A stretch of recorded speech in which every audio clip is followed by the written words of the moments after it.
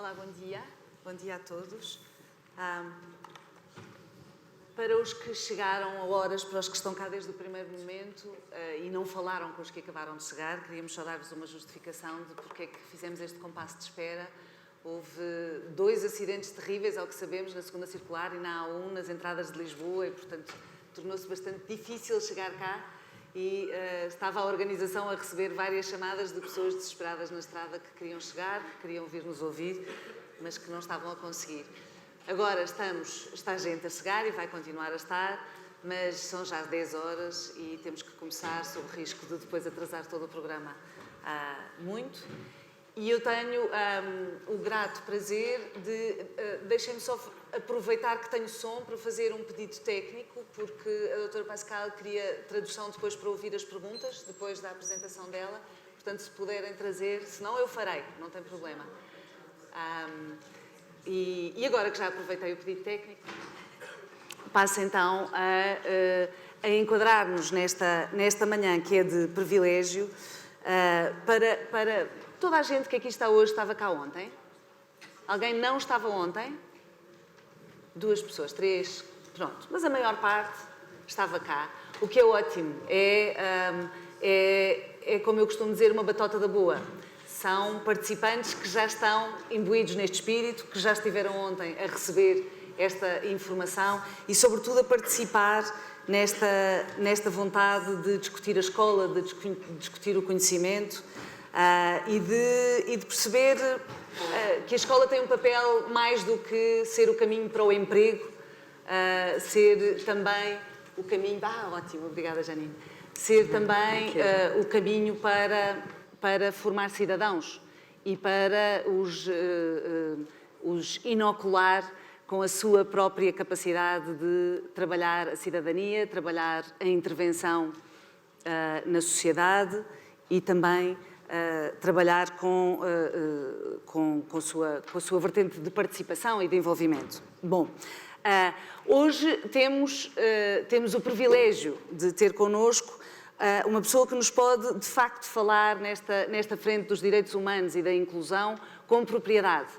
A doutora Pascal Monpoint-Gaillard trabalhou durante 25 anos dando formação, treinando, estando envolvida nesta área do treino intercultural, de perceber as capacidades de trabalho conjunto e dar a cada um o seu poder de rede na interculturalidade, na inovação da educação e também na governação democrática, portanto, para além da educação, na educação de todos nós, adultos também, e naquilo que podemos fazer no nosso terreno. Ela é originalmente psicóloga social e pesquisadora e consultora ao longo destes últimos anos. Nos últimos 12, tem desenvolvido profissionalmente programas internacionais de educação também com os professores e tem trabalhado muito também na ONG que criou Learn to Change. Para além disso, antes disso, como diretora dos estudos Pestalozzi para o Conselho da Europa e é ainda consultora de várias frentes, de várias organizações internacionais, entre elas a Unesco, a nível nacional em França e a nível internacional, mas, sobretudo, pode-nos dar esta sua experiência e também esta sua partilha do seu ensinamento sobre a governação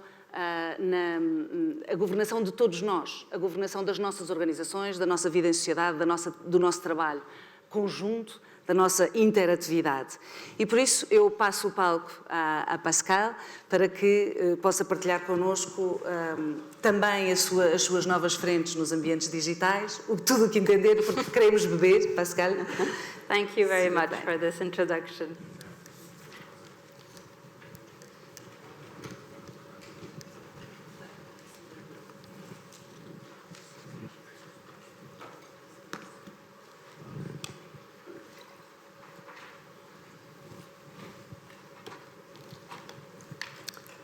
Ladies and gentlemen, I am very pleased to be with you and I thank the organizers for inviting me today.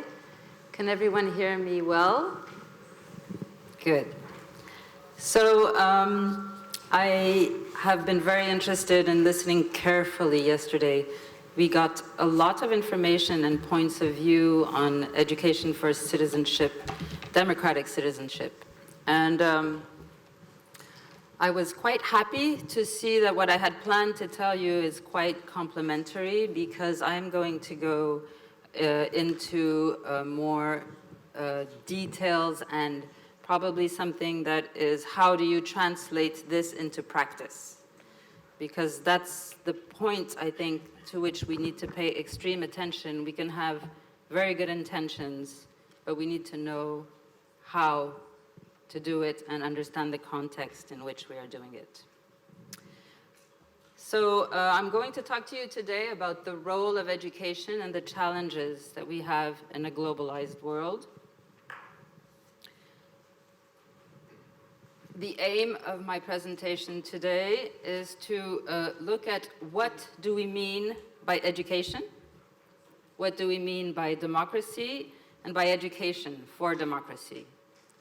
And how can we relate the vision that we have for the purpose of education with the present globalized context. Also, what are ways forward and the crucial areas that we can influence to achieve our vision. And we will finish by saying a few words about why this is important. So first of all, about democracy, I very much like to remind probably the biggest, most important and influential writer on education and democracy, who is Dewey. And here Dewey tells us about this definition of democracy that is broader than the institutional or political form or methods of conducting government, of making laws and carrying on governmental administration. It is that, of course, but it's something broader and deeper than that. It is a way of life, social and individual. I find it important that he notes this as the keynote of democracy, a way of life that may be expressed as the necessity for participation of every mature human being in formation of the values that regulate living of men and women, I add, together. I was interested when I was asked to come here about the contextual aspects, and I would like to bring in a concept that we called VUCA. Has anyone heard about this? Yeah, 3, 4 people, fantastic, 6, okay. Now, increasingly, and perhaps under the pressures of the conditions of volatility, uncertainty, complexity, and ambiguity, which is VUCA, we live today in education for democratic citizenship. Education for democratic citizenship and personal development are receiving more attention, probably, in this condition of VUCA. So if we look at this diagram here, you see that what we mean by volatile is the rate of change. And this is increasing today, especially under the influence of infotech, information technology, biotech. And it was interesting that it was the young people, the students yesterday, that brought in this topic. For example, talking about the replacement, it was you, of teachers by machines. And yes, we're working a lot on machine learning. Also, artificial intelligence is going to put the question of post-human and the replacement issue on the ground. So the rate of change is increasing. We are uncertain today because we are missing information to interpret the present and to predict the future. And it's complex because now we have more and more basis for categorizations.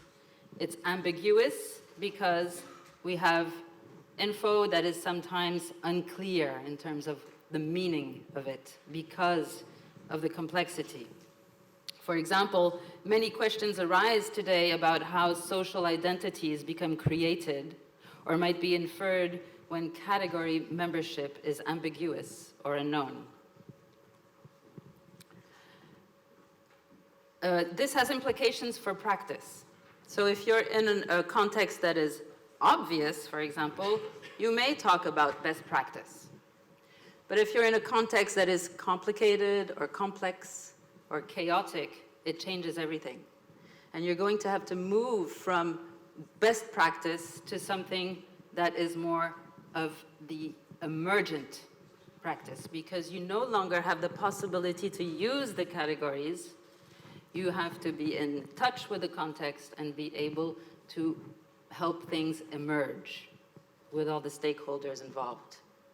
And in chaos here, we have no possibility even to probe our reality. We are already in the action before we can really know what we're doing. Now, 21st century pedagogy addresses this. It shows how educational practice can offer a response to these shifting contexts, developing new literacies, for example, media literacies or tech, new ways of thinking together through collaboration, problem solving, and also communicating differently. So, for example, a pedagogy that does this would allow a student to slowly get into more self-directed learning. And this is something that we're going to be talking about in this talk. So, the purpose of education in the reference framework for democratic culture cites 4 areas of purpose of education. This Council of Europe concept says, first of all, shows us that education is for developing a broad knowledge base and preparing for the labor market, which are the 2 aspects that are most traditionally developed, but also it serves to prepare as active citizens and also personal development. These are the aspects that are in need of our care right now and development.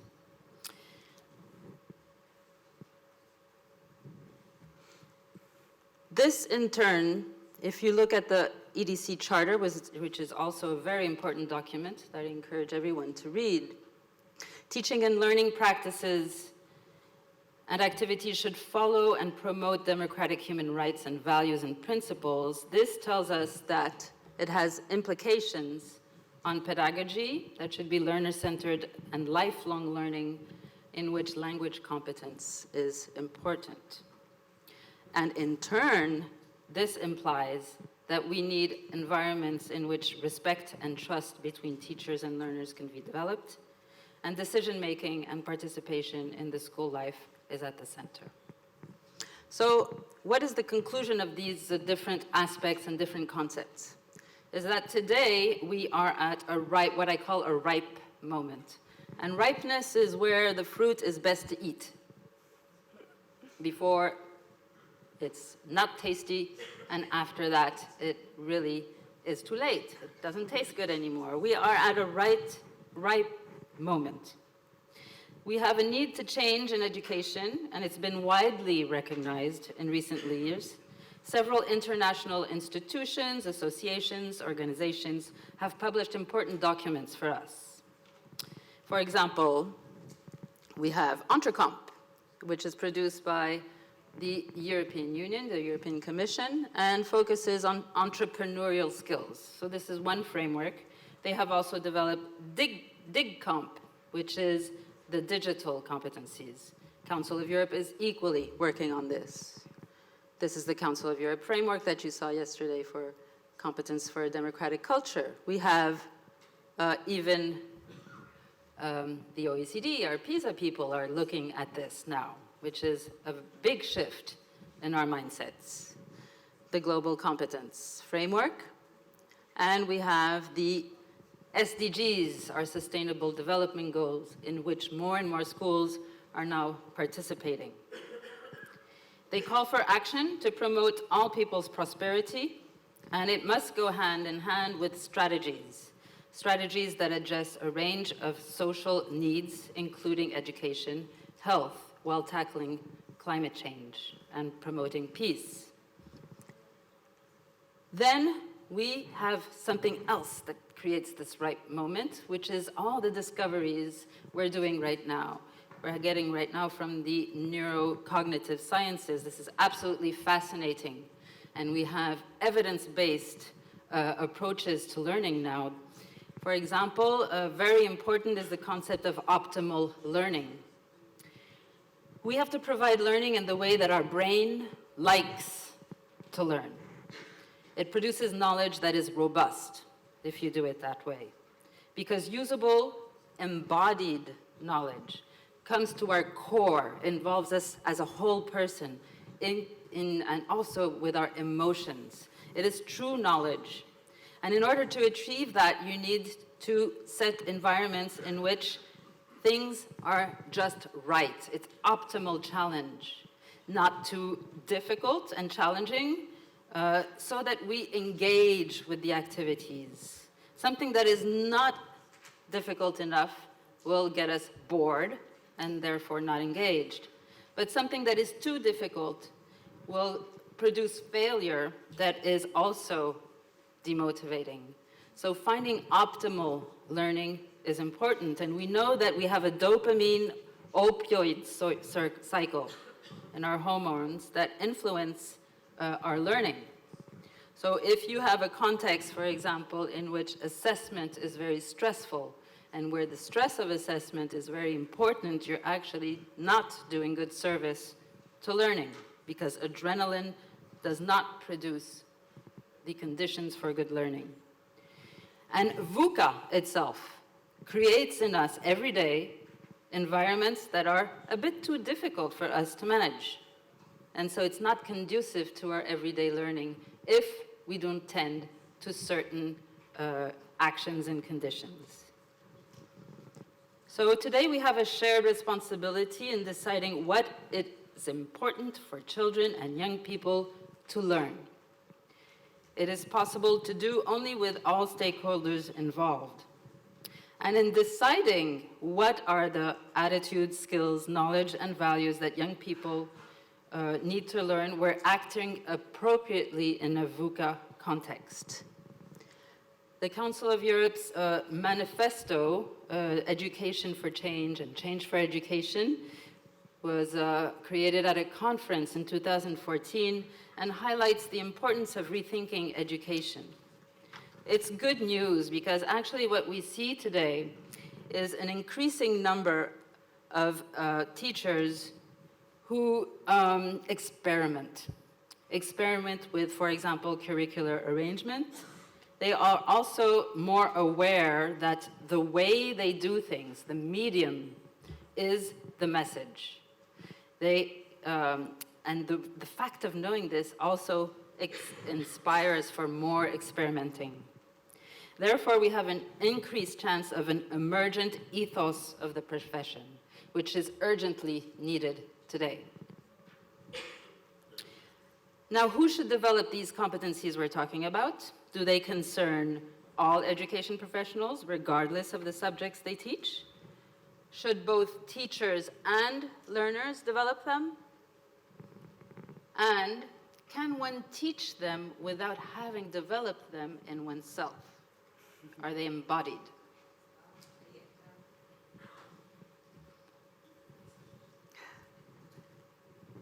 Is there a reaction? Yes. But it was a supportive reaction. Really? It was a, yeah, that's the problem. Can you keep that in mind when we have a space for questions? I'd like to know more about this reaction. Ways forward. So formal education should be based on a vision. We said that many times yesterday. Meaningful education for today's citizens is important. And so we're looking at sustainable democratic societies in that respect. Teaching about democracy alone is no longer considered as a good practice. Learning for and through democracy is meaning that we need to model every day 24/24, 7/7, 365, 365, what it is to have democratic structures and cultures and behaviors. It's an affair of all, and it involves cooperation instead of competition. In terms of education, here, it's a holistic approach where we are looking at the curriculum. For example, what are the subjects that we can piggyback, take the curriculum, but put in there things that are important for our learning for democracy. Pedagogy, I will talk about assessment is excessively important. And of course, we will not be able to do these good things if we don't think about teacher education. I don't use the word teacher training that much. I prefer the word teacher education because I respect teachers' possibilities and abilities to apply their learning in a way that is proper to their own education and personal development also. So we have these 5 crucial areas that we're going to talk about now. We'll start with teacher education. Here, I'm using the term professional learning and development, and the difference between the two is and this is a link to Fullan and Hargreaves that you probably have heard of, work where teacher learning would be more something on methods, something very concrete, and we talk about development for something that involves more personal development, values, really a type of learning that is a deeper kind of learning. So most educators want to build the kind of knowledge that will improve students' engagement in the real world. Knowledge is dynamic. It's about connection and communication with our social, physical environment. And it's in the process of interacting through communication and connection that we actually build something that deepens our understanding, skill level, skill set, and even our values and attitudes. So what I'm describing here is what I call learning. If it's about getting stuff in your head, is not actually what I call learning. It's something that brings in a deeper knowledge. What we have discovered, for example, and this is again the neurosciences, is that if assessment is done for correctness, and this is a Harvard study, it's been going on for now 15 years, so there's a lot of data that proves this. If assessment is done on the basis of correctness, students will not get the same type of deep knowledge if assessment is done for learning. And it's amazing that today we actually have biological, neurological proof of this. So this should help the education systems to change. Education systems are also not only influenced by what goes on in the ministry, in the classroom. There are 3 levels. And if you look today, we talked a lot about the macro level. And this conference here, for example, is a macro level organized by the ministry and with a lot of different stakeholders here. The macro level is the sphere of influence that is interesting to see. For example, in curriculum, you have certain professions or certain industries that have a very big influence on curriculum. So this is the macro level. Academic research also influences a lot. At the meso level, you have the senior academic management in higher education institutions, of which, excuse me, I do not include teacher educators. I think teacher educators are part of the macro level and teacher education institutions. At the meso level, you have school leaders. You also have, what we're seeing here is more and more collegiality developing in the school systems. It's emerging collegiality in middle schools and high schools that have more and more integrated programs for continuous professional development. That's good news. And at the micro level, we're seeing also that teaching and learning interactions that teachers organize with different actors are having a higher level also of influence on the practice in the classroom. If you look at the types of continued professional development, this is the work of Kennedy, very interesting work, where she's looking at the different types of professional development, and she's actually seeing from that that we are on a continuum from transmission type professional development to more transformative types. And we're providing more teacher agency and autonomy as we're going along this continuum. It's very interesting also to see that the transformative here, action research and transformative practice, can involve a combination of the other types of continuous professional development. About the curriculum, I'm using here a slide that I presented in Ukraine, because Ukraine has a big program now where they're refounding their whole curriculum. They're calling it the New Ukrainian School. And we were actually using the reference framework, the RFCDC, to create this new curriculum for secondary schools. And here I would just like to show, if you're talking about meso-macro, so you have a more centralized on the axis that is vertical, or decentralized and teaching focus to learning focus. You look here, you can have a knowledge-based curriculum or a competence-based, and you're moving towards these two areas. Whole school approach is definitely on the holistic and very needed approach. Pedagogy and assessment is central to being able to do that. And it concerns all subjects, all teachers, and all areas of study. So the curriculum itself is the total sum of experiences that a learner has in an education institution, some planned and some not. Why am I saying this? There is always a hidden curriculum. There's what we intend to do, there's what we do through the way we do it. If I have a literature class and a diversity of students in my classroom, but I am only looking at books from certain authors, from a certain cultural background, I have a hidden curriculum. I am not sharing with everyone the whole possibility of cultural artifacts that I could be using. What else we have here? Yes, when you're designing curriculum, you're of course thinking of these. So relevance, avoiding overload. Relevance is it linked to real world knowledge? Is there too much of it? Of course, teachers always say that they have a curriculum that is too big, too demanding. So you also look at coherence. Coherence between the aim, the content, and the approach. A progression, transparency, and also using terminology that is understood by everyone in the same way. Involving stakeholders in decision-making in writing the curriculum has a better chance of achieving these outcomes.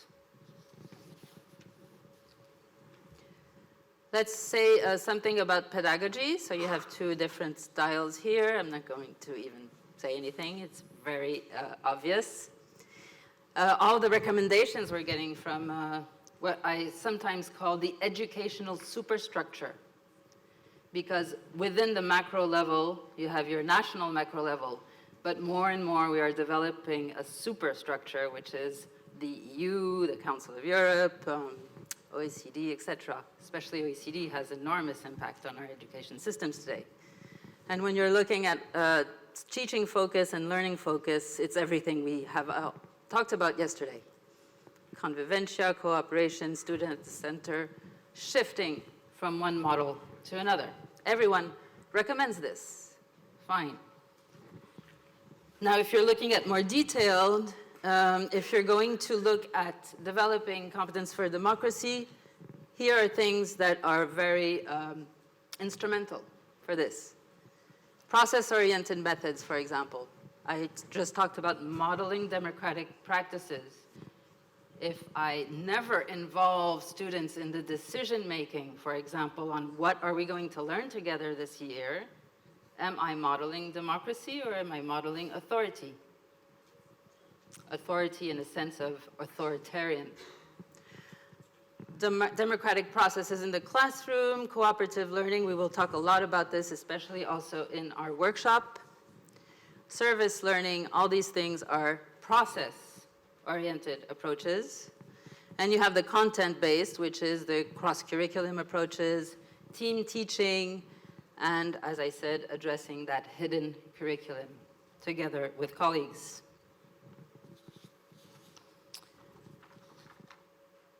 The values here, someone said it yesterday and I found it, cool. I'm very happy that someone is talking about this. Whether we want it or not, we transmit values. Not only teachers, but everyone. As soon as you're in an interaction, you are transmitting values in the way you're communicating and the way you're doing things, what you're saying, the content, and what happens to the content within the interaction. So choices made by educators can support or hinder development of democratic ethos. And then, here you have very easy examples of curricular piggybacking. Maybe piggybacking is difficult for interpreters to translate, but it's basically putting something on the back of something else to bring it somewhere.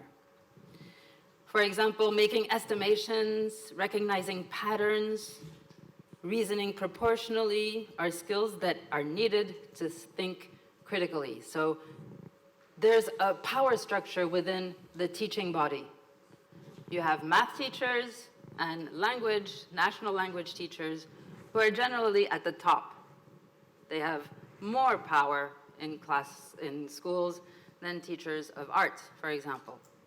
And sometimes when we're trying to develop these competencies in teachers, they say, well, I'm a math teacher, I don't have anything, or I'm a science teacher. It's not my job to look at democracy and to develop these. Yes, it is, because everyone transmits values, and all the knowledge, not the stuff, but the knowledge we can develop creates this possibility and capacity for critical thinking. Here, I would like to say a word about cooperative learning because it is a very powerful pedagogy that has been developed since about 30 years now with a wide body of research. The reason cooperative learning is so powerful in terms of learning for democracy is because of the 4 principles. The 4 principles are all about student engagement. A good cooperative learning structure will give equal access to each learner. Of course, we know that in classrooms, if you call on one student, the others will listen and probably learn while listening. But if you create group structures, not just working in group structures where everyone has a role, then you will create the possibilities for equal access. Individual accountability, everyone individually has something to produce. Positive interdependence, the work between the groups build on each other. And simultaneous interaction, because right now, how many interactions do we have? Show me a number with your fingers. Who's saying? I don't see any fingers. How many actions do we have? Yes, 0. You're not listening. If you're listening to me, we have 1. We have 1. And if we divide this group in 2, and then we have 2 things happening with more independence, we multiply by 2. Okay, so this is, this cooperative learning example is very important to develop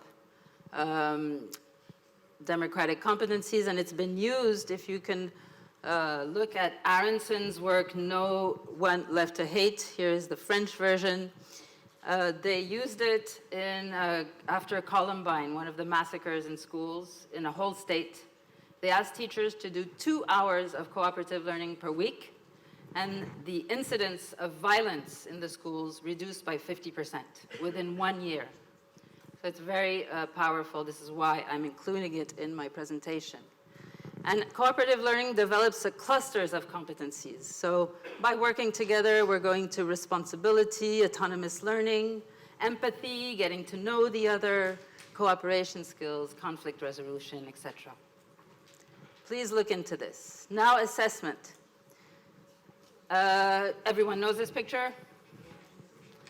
It's about equity and fairness. What are we measuring? What are we evaluating? Is it really what we want to evaluate? Do we value what we evaluate? Assessment in terms of democratic learning is extremely important. I would put pedagogy and assessment, the two most crucial areas. Some of these points here, that assessment needs to have validity, reliability, practicality is not controversial. Everyone will say that a test has to measure what it says it's testing. It has to be the same when it's testing person A and person B, and it has to be doable. Okay, not controversial. Respectfulness, already here we start discussing what's respectful, what's not in terms of assessment. And more sticky still is transparency. How many times do the learners actually really know what the criteria is on what they're being evaluated? Transparency. And equity, I just talked about it before. So from all these elements, what we see is that anything that is not assessed does not really exist in the school system. But these competencies cannot be evaluated in the same way as stuff. So what can we do? Formative assessment is really the only way, I think, to ethically work on these issues through peer work, for example, through portfolios. Subjectivity has to be something that is accepted as being there. We cannot try to objectify these areas. Self-assessment and descriptors are very good because they give us the observable behaviors that can show whether you have progressed on these issues or not, but using them as checklists is something that is not recommended. I will finish with the whole school approach because the whole school approach is what brings everything together.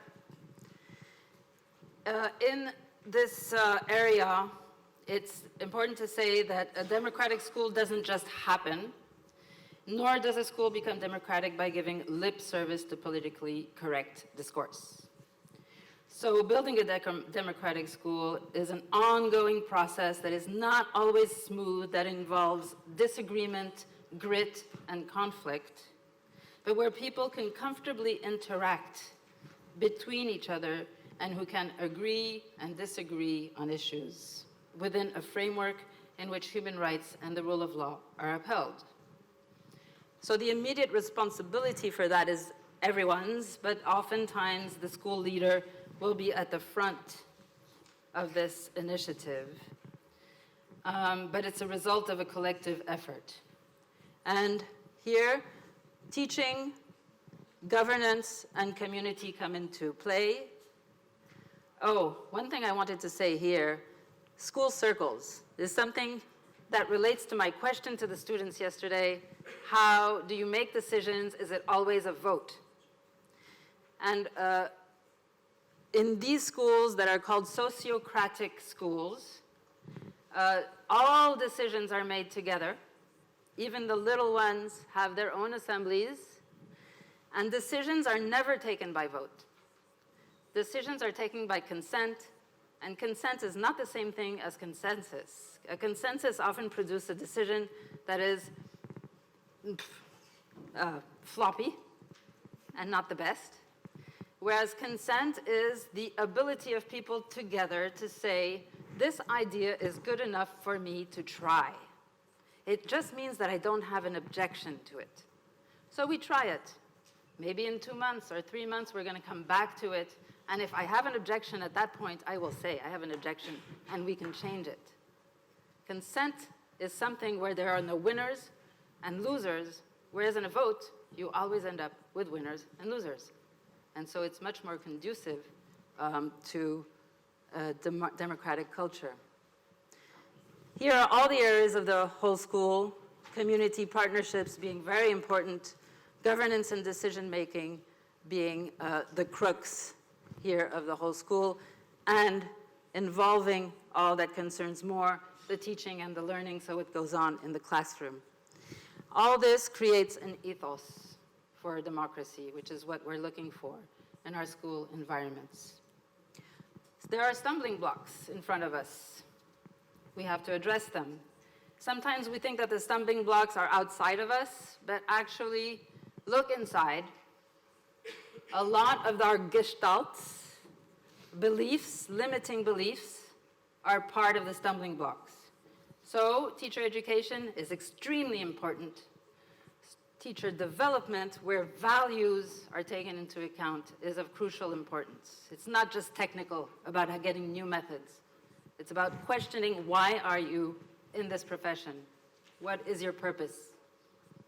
How does this purpose correspond to your deep internal values? And what were your experiences in schools? Are they limiting your way to be able to move forward? These are questions that are part of professional development. But we have places like this that are inspiring. I'm seeing a lot of smiles. I'm seeing a lot of people who are engaged, and I'm happy because I spend most of the hours of my working life trying to convince, show, and get people to move on. We have no more time. We have to do something, and our students yesterday were very clear on that issue. We have shared a definition of education, learning, of democracy, linked this version to purpose of education with our present challenging globalized context. I hope it has provided you with ideas of ways to move forward. And now let's look at why this is important. Again, New Ukrainian School, I brought this picture to them. In Europe, we have some big, urgent challenges happening. It starts with each and every one of us, and I think this picture shows how much young people can be engaged. Yesterday we were told about Kim Kardashian. Yeah, okay, she exists. I know a lot of kids who will share her pictures, but then when you're talking about climate change, they're there also. So we live in a complex, very complex world. And this, I'm sorry for my French, for that word in there, is a picture that was shared by a teacher on the Pestalozzi platform. And I like it a lot because it has humor and it brings the point very clearly that we, many of the teachers, are of a generation who have enjoyed peace. We tend to think that, forget how it was in the years before, and maybe we're starting to think of how it can become. So thank you very much. We have work to do.